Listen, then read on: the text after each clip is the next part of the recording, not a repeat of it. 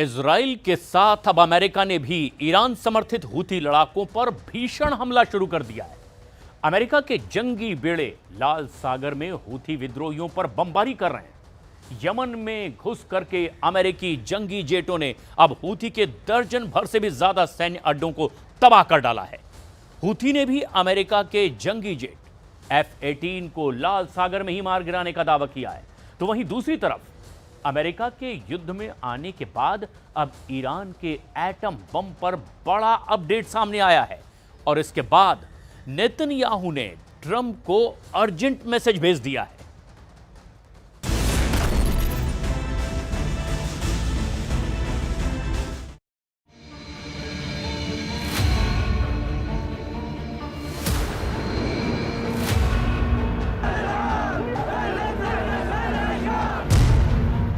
Khamenei के लड़ाकों ने अमेरिका के जंगी जेट का शिकार किया।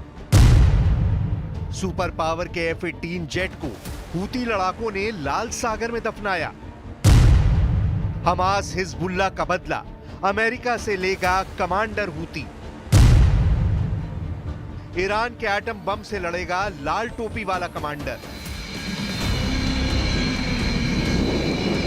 USS हैरी एस ट्रूमैन के डेक से अमेरिकी जंगी जेटों का बेड़ा रात के अंधेरे में उड़ान भरने लगा।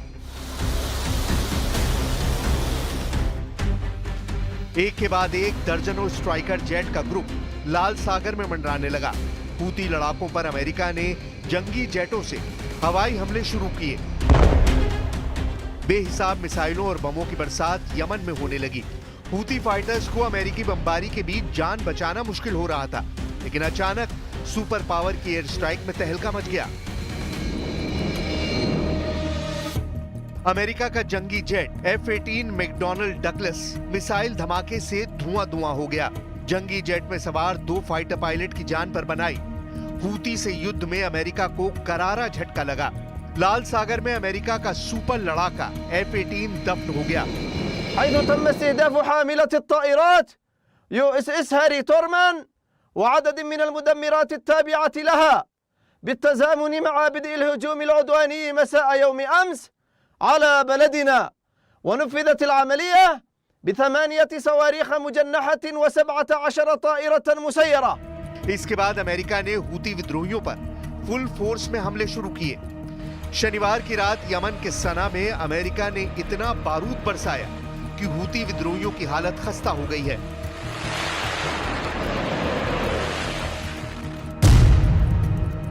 अमेरिकी सेंट्रल कमांड ने बयान जारी कर बताया कि हूती विद्रोहियों पर हमले में मिसाइल गोदाम और कमांड और कंट्रोल फैसिलिटी को तबाह किया गया है।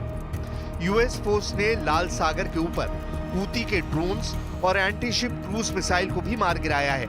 हूती विद्रोहियों ने सना के अतान जिले में अमेरिकी हमले की जानकारी साझा की है। अमेरिका 15 दिसंबर से हूती पर हमले कर रहा है। अमेरिका ने शनिवार को ही इजराइल पर मिसाइल हमले के बाद हमले तेज कर दिए हैं। हूती फाइटर्स ने मिसाइल अटैक कर तेल अवीव में 16 लोगों को निशाना बनाया। बीते 2 दिनों में ये हूती विद्रोहियों का दूसरा बड़ा हमला है। हूती लड़ाके फिलिस्तीन 2 हाइपरसोनिक बैलिस्टिक मिसाइल से इजराइल को दहला रहे हैं। हूती ने इजराइल के कब्जे वाले याफा में IDF के सैन्य अड्डों को दहलाया है। हूती सैन्य प्रवक्ता ने दावा किया है कि मिसाइल हमले में इजराइल के डिफेंस सिस्टम के चीथड़े उड़ गए हैं। هدفا عسكريا للعدو الإسرائيلي في منطقة يافا المحتلة وذلك بصاروخ باليستي فرط صوتي। अमेरिकी सेंट्रल कमांड ने इजराइल पर हमले के बाद फौरन एक्शन शुरू किया। इजराइल ने भी अमेरिका से सपोर्ट मिलते ही हूती विद्रोहियों पर तूफानी हमले शुरू कर दिए। हूती विद्रोहियों पर जॉइंट हमले के बाद यमन में हूती विद्रोहियों के समर्थन में हथियारों के साथ प्रदर्शन हुआ।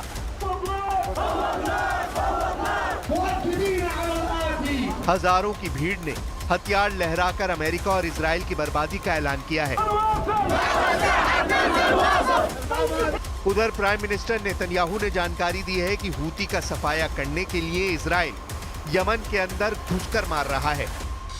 אנחנו עשינו זאת בתגובה להתקפות החוזרות ונשנות של החות'ים על מטרות אזרחיות בישראל. הם תקפו אתמול בלילה בית ספר ברמת גן. इजराइल ने लाल सागर से हूती विद्रोहियों के खतरे को खत्म करने के मिशन को पूरी दुनिया के लिए फायदेमंद साबित करने की मुहिम शुरू कर दी है। पीएम नेतन्याहू ने अमेरिका के हवाई हमले की जरूरत को ईरान से भी जोड़ा है। नेतन्याहू ने ऐलान किया है कि हमास, हिजबुल्लाह और असद की बर्बादी के बाद अब हूती का खात्मा कर इजराइल पूरे क्षेत्र में ईरान का वर्चस्व मिटा देगा। משטר אסד בסוריה, החות'ים הם כמעט הזרוע האחרונה שנשאר לציר הרשע של איראן.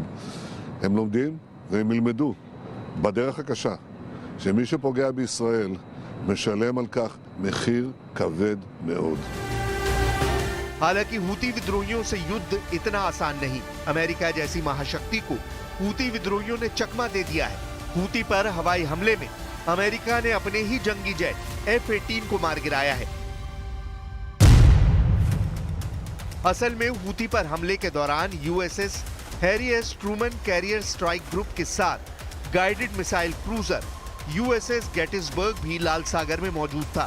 F-18 जेट ने ट्रूमन के डेक से उड़ान भरी, जिसे हूती फाइटर्स की जंगी जेट समझकर गाइडेड मिसाइल क्रूजर ने हवा में उड़ा दिया।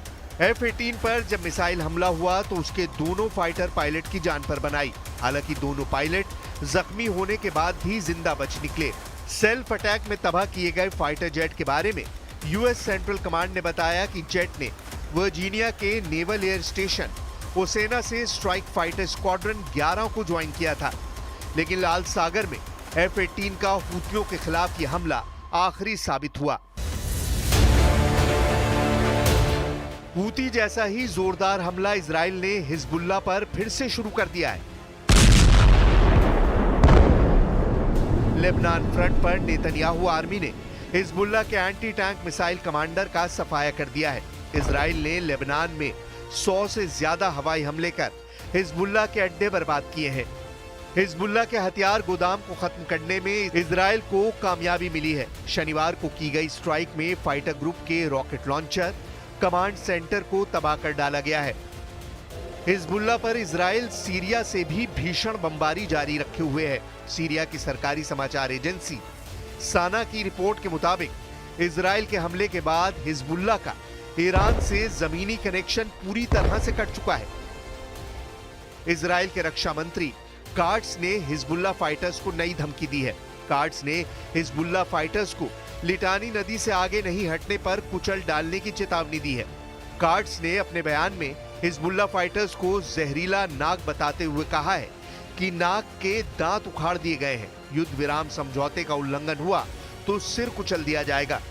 לראות ולהבין ולזכור, מי שמרים יד על מדינת ישראל ידו נגדעת. מי שפוגע ייפגע קשות שבעתיים. एक तरफ जहां ईरान समर्थक सभी लड़ाका गुट पिट रहे हैं, वहीं दूसरी तरफ ईरान अमेरिका और इजराइल को सबक सिखाने के लिए सबसे विनाशकारी हथियार को युद्ध में उतारने का सिग्नल दे रहा है। यमन में अमेरिका के हवाई हमले के बाद ईरान के न्यूक्लियर प्रोग्राम से जुड़ा बड़ा अपडेट सामने आया है। ईरान के चीन से साझेदारी कर एटमी प्रोग्राम को तूफानी रफ्तार देने का शक पश्चिमी देशों ने जताया है। ब्रिटेन, फ्रांस और जर्मनी ने ईरान पर बेहद उच्च स्तर तक समृद्ध यूरेनियम का भंडार बढ़ाने का आरोप लगाया है। तीनों देशों ने एक बयान में ईरान के यूरेनियम भंडार इजाफे को दुनिया के लिए खतरा बताया है। इससे पहले अमेरिका के नेशनल इंटेलिजेंस डायरेक्टर के कार्यालय ने खामनेई के एटम बमों पर लेटेस्ट रिपोर्ट रिलीज की है, जिसके मुताबिक तेहरान के न्यूक्लियर कारखाने 24 घंटे एक्टिव हैं। परमाणु बमों की टेस्टिंग जल्द मुमकिन है। ये टेस्ट सीरिया में भी हो सकता है। द वॉल स्ट्रीट जर्नल में शुक्रवार को सामने आए DNI दस्तावेज में कहा गया है कि ईरान के पास 1 दर्जन से ज्यादा परमाणु हथियार बनाने की हैसियत है। DNI ने ईरान के परमाणु प्रोग्राम रिपोर्ट में मई से सितंबर तक का पूरा ब्यौरा छापा है, जिसमें बताया गया है कि ईरान के पास कई भूमिगत सुविधाओं पर हथियार ग्रेड यूरेनियम उत्पादन का बुनियादी ढांचा है। ये इंफ्रास्ट्रक्चर ईरान के परमाणु हथियार बना लेने की गारंटी दे रहा है।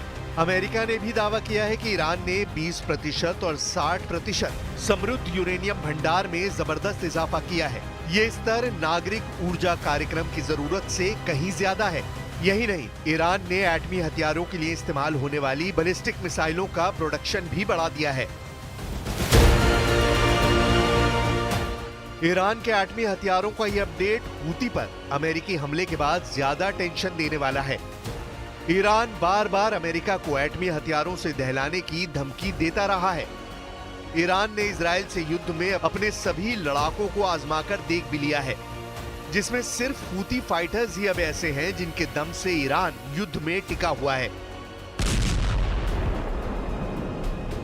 جمهوری اسلامی نیروی نیابتی نداره.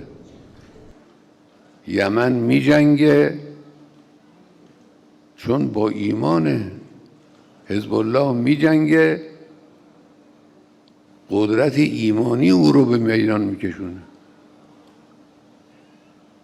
حماس و جهاد میجنگن چون عقیدهشون اونها رو وادار میکنه به این کار. اینا نیابت از ما ندارن. ما اگر یک روزی بخوایم اقدام بکنیم احتیاج به نیروی نیابتی هم نداریم. जिस तरह ईरान के मिसाइल, रॉकेट और हथियारों को हूती लड़ाके धड़ल्ले से इस्तेमाल कर रहे हैं, उससे डर यह है कि ईरान ने एटमी हथियार बनाए तो वो भी फाइटर ग्रुप के हाथ जा सकते हैं। कट्टर लड़ाकों के हाथ में नरसंहार के हथियार लगे तो इजराइल का बचना मुश्किल हो जाएगा। तब सिर्फ अमेरिका ही इजराइल को बचा पाएगा, वो भी एटमी धमाके करने के बाद।